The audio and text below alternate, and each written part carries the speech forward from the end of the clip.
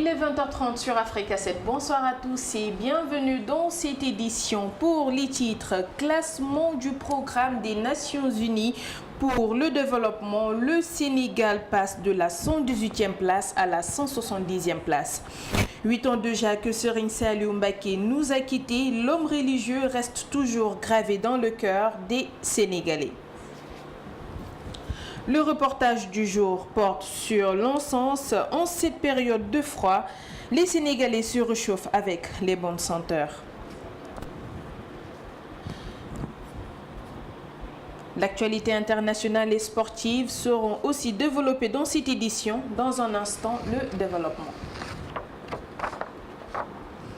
Et voilà, nous démarrons cette actualité avec le Sénégal qui chute de 52 places sur le classement du développement humain, 118e en 2014. Il est le 170e cette année sur 188 selon le rapport des Nations Unies pour le développement. Plus de détails avec Amadou Sabarba. Le programme des Nations Unies pour le développement suit les pas du Fonds monétaire international. Ce dernier avait classé le Sénégal parmi les 25 pays les plus pauvres de la planète. Dans le rapport du PNUD sur le développement humain, le pays de la Teranga est à la traîne en 2015. Il a perdu 52 places par rapport au dernier classement de 2014. Le Sénégal occupe la 36e place au niveau continental et 170e sur 188 dans le monde. Selon le rapport du PNUD, même si le Sénégal progresse côté PIB, le développement humain qui a plus d'impact sur la vie des personnes n'est pas au rendez-vous. En Afrique, 3 pays sur 54 parviennent à se classer dans le groupe des pays développés. C'est l'île Maurice, les Seychelles et l'Algérie. En Europe, la Norvège, la Suisse et l'Australie sont en pole position. Ils sont suivis par le Danemark et les Pays-Bas qui complètent les 5 premières places du classement du dernier rapport du PNUD sur le développement humain de 2015. La communauté des États membres de la zone franc a célébré ce samedi 26 décembre les 70 ans du franc CFA, une monnaie unique de plus en plus critiquée au fil des années et assimilée à une forme plus contemporaine de la domination française sur 6 colonies. Un récit de Jean-Dibril William. 26 décembre 1945. Au lendemain de la Seconde Guerre mondiale, le général Charles de Gaulle annonçait officiellement la naissance de la zone CFA, un espace géographique au sein duquel la France bénéficie du contrôle des changes sur l'ensemble de ses territoires d'outre-mer. À l'époque, le franc de la communauté française d'Afrique constitue une monnaie unique en usage dans 14 colonies et dépendant du franc français, une situation qui va se poursuivre jusqu'au lendemain des indépendances, entraînant à l'époque une première vague de critiques de nature idéologique. Les détracteurs du franc CFA fustigent alors une pérennisation des relations dépassées entre les pays nouvellement indépendants et l'ancienne métropole coloniale. C'est cette conviction qui explique le départ du Mali en 1962 et de Madagascar en 1973, deux pays qui seront par la suite soumis à de sérieuses difficultés économiques, une situation qui pousse finalement le Mali à réintégrer la zone franc en 1984. 31 ans plus tard, le CFA suscite toujours autant de passion, mais aucun de ces 14 États membres ne s'est encore hasardé à s'émanciper. L'idée pourrait certainement prendre forme d'ici 2020 avec l'ambition de la CEDEAO de créer sa propre monnaie. Un projet vieux de 20 ans qui tarde toutefois à voir le jour faute de volonté politique, tout le contraire des États tels que le Laos, le Cambodge, le Vietnam, le Maroc, la Tunisie ou encore l'Algérie, ayant décroché de la zone franc sans aucune incidence majeure. 28 décembre 2007, 28 décembre 2015, 8 ans déjà que Cheikh Saliou Mbacké nous a quittés. L'homme était connu pour son amour du livre saint, sa rigueur dans le travail et le respect des préceptes du mouridisme. Amadou Sabarba nous rappelle Borom Khelkom. La particularité de Serigne Saliou, c'est son propre père, Cheikh Ahmadou Bamba, fondateur du mouridisme, qui l'a initié au Saint-Coran. Un privilège au sein de la famille. À sa naissance, en 1915 à Diourbel, Serigne Touba fait appel à Serigne Mohamedou Lamine Diop de Dagana pour l'informer du nom As-Salih, le pur, le propre ou le vertueux. Un fin lettré avec une grande culture générale qui maîtrise la littérature et la langue arabe. Serigne Saliou a fait la sous-région avant de fonder Khelkom en 1992. C'est un centre d'enseignement et de formation islamique de 50 000 hectares où les pensionnaires, logés, nourris et blanchis sortaient avec la double casquette d'imam et djawrin. C'est sous le magistère de Borom Khelkom que les travaux de la grande mosquée de Touba ont repris Le 5e calife général des Mourides a également entamé la rénovation et la construction de l'université islamique qu'avait commencé Serigne Abdoul Ahad Mbacké. La viabilisation des terrains, les rectifications et la canalisation de la ville religieuse sont sous son règne. Un berge vigilant pour la confrérie mouride et la Oumma islamique, une référence capitale, un esprit universel. Cheikh Saliou Mbacké tenait toutes les qualités de son vénéré père. Avec lui s'achève le cycle des fils khalifes le 28 décembre 2007.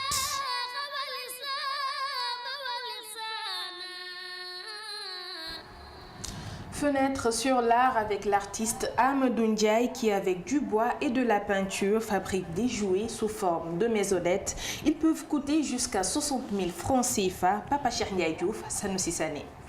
À l'aide de son stylo, Amadou fait ressortir des modèles. Ensuite, il scie, rabote et se lance dans la fabrication de ses jouets sous forme de maisons en bois.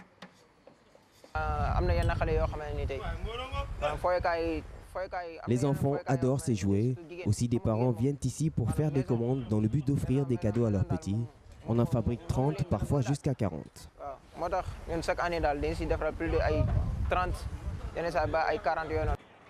Dans son atelier situé à la Médina, par des coups de marteau répétés sur les clous, il essaie d'installer cette partie représentant le balcon.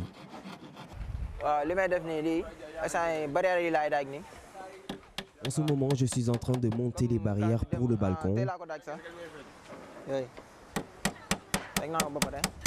Et ensuite, je mettrai les escaliers juste ici. Le jouet commence à prendre forme. Quelque temps après, l'œuvre est là, en toutes pièces.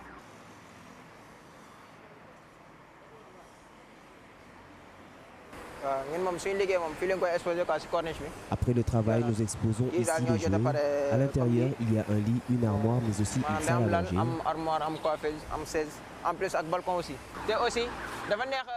C'est un jouet qui est très facile à déplacer. Ici, les prix varient en fonction de ces équipements installés dans ces jouets. C'est un métier qui n'est pas du tout facile. On utilise de la peinture et des tissus, raison pour laquelle la plus petite peut coûter jusqu'à 25 000. Il y en a d'autres qui coûtent entre 50 000 et 60 000 francs. Amadou Ndiaye fabrique ses jouets. Son objectif, montrer à travers ses œuvres tout le sens de la créativité qui entoure la menuiserie sénégalaise. Viber, Wiri Wiri, WhatsApp, nombreux sont les noms donnés aux différents encens sur le marché. La vente de ces derniers marche fort bien en ce moment de froid, au grand bonheur des vendeurs et des acheteurs. C'est le reportage du jour avec Daouda Sow et Paulette Méliprera. Quelques pincées sur la cendre chaude de l'encensoir, la fumée s'échappe et l'air est embaumé. L'encens, communément appelé cuiraille, est un accessoire particulièrement prisé par les femmes, surtout pendant le froid.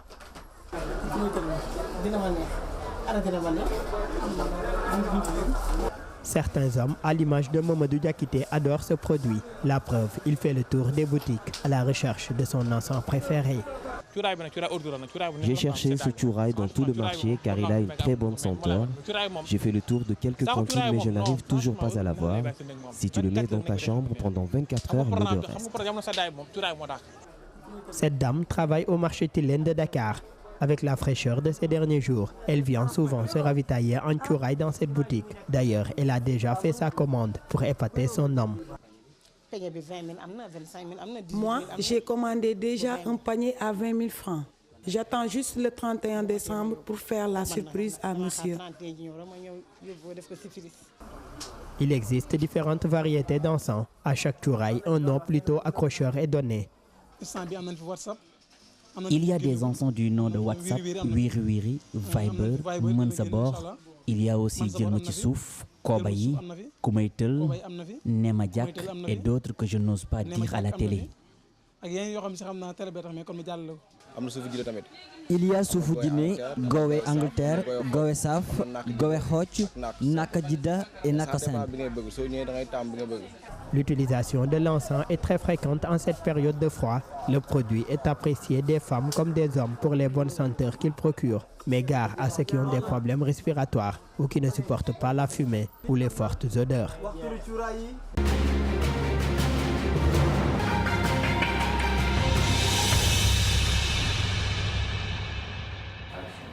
L'actualité internationale nous mène aujourd'hui en Ouganda où se sont ouverts les pourparlers sur le Burundi.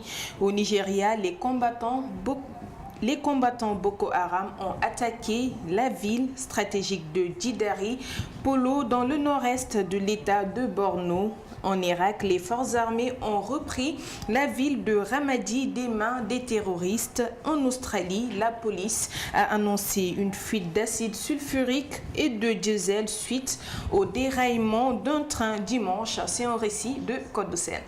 Les pourparlers sur le Burundi s'ouvrent en Ouganda ce lundi. Les représentants du gouvernement, de l'opposition et de la société civile burundaise se sont donné rendez-vous à Entebbe, où se trouve le palais présidentiel ougandais près de la capitale Kampala. Le président ougandais Yoweri Museveni a présidé la reprise des négociations entre les acteurs du dialogue interburundais en panne depuis plus de 5 mois. D'ailleurs, on estime à 70 le nombre de personnalités participant actuellement à la rencontre. Le Burundi est en remue depuis la décision du président Nkurunziza de briguer un 3e mandat en août dernier.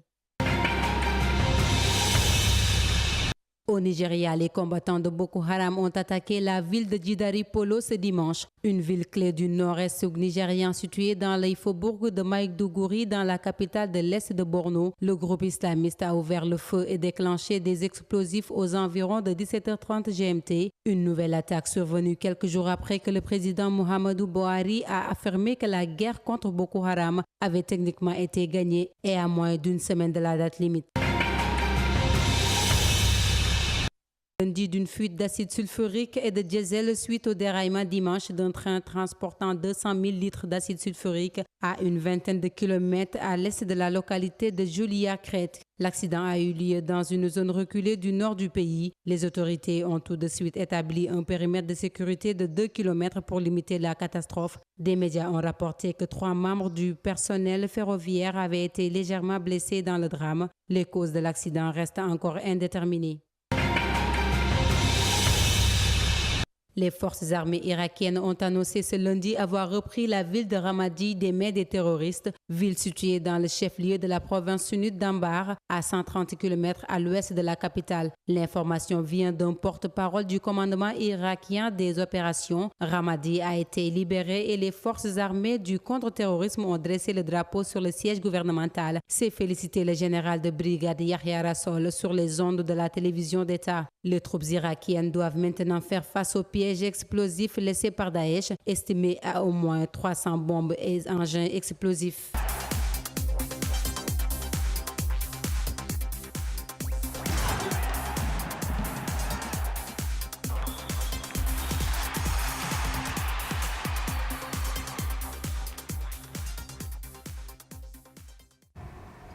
En sport, en bref, victorieuse de l'Afro-Basket Dames le 3 octobre dernier à Yaoundé, les Lions ont été enfin reçus par le président de la République Macky Sall ce lundi, élevé au grade de commandeur et de chevalier de l'Ordre national du Lion. Chacun des membres de la délégation s'est également vu offrir un appartement et 10 millions de francs CFA. Toujours en sport, Pape Diouf, l'ancien président de l'Olympique de Marseille, égratigne le football sénégalais. Le Guinéen Abdoul Kamara, sociétaire du SCO en jeu, serait proche de l'Angleterre. À Marseille, Lassana Diarra, plus que jamais fidèle au club phocéen et au Real Madrid, ce sont les cadres qui font la cour à Zizou. Le tout, c'est avec Henri Ben. Malgré les multiples efforts de l'État, le football sport roi au Sénégal peine à décoller. Pape Diouf, l'ancien président de l'Olympique de Marseille, fait le constat et rappelle que depuis les Jeux de l'Amitié de 1963, l'équipe nationale n'a rien gagné. Selon Pape Diouf, il est impossible de faire des résultats sans infrastructure adéquate. Il faut être professionnel. Un mot qui fait clairement défaut au football sénégalais. L'ancien président de l'OM trouve également que la perte de vitesse des équipes traditionnelles a contribué aux mauvais résultats du Sénégal. Le journaliste sportif invite par ailleurs ses confrères à laisser Aliou Cissé travailler sereinement.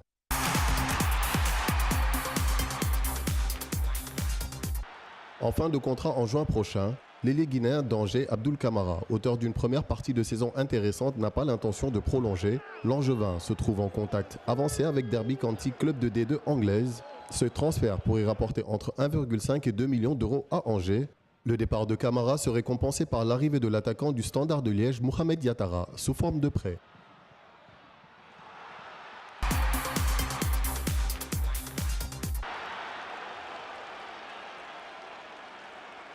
Reconnaissant envers l'OM qui lui a fait confiance après 15 mois sans jouer, Diarra ne veut pas tourner le dos à la formation phocéenne. L'Inter Milan et la Juventus Turin se sont montrés très intéressés par le milieu de terrain de l'Olympique de Marseille, mais ce dernier en contrat jusqu'en 2019 a repoussé les propositions des Bianconeri et des Nerazzurri.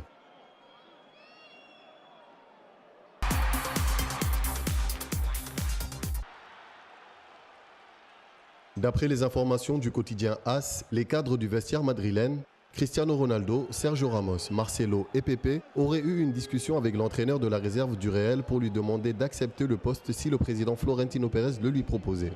L'objectif ? Rassurer Zidane en lui montrant qu'il disposerait du soutien total du groupe.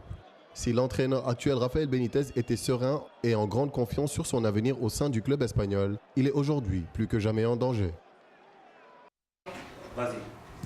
Et voilà, c'est la fin de cette édition. Merci de l'avoir suivi. Les programmes continuent sur Africa 7. Bonsoir à tous.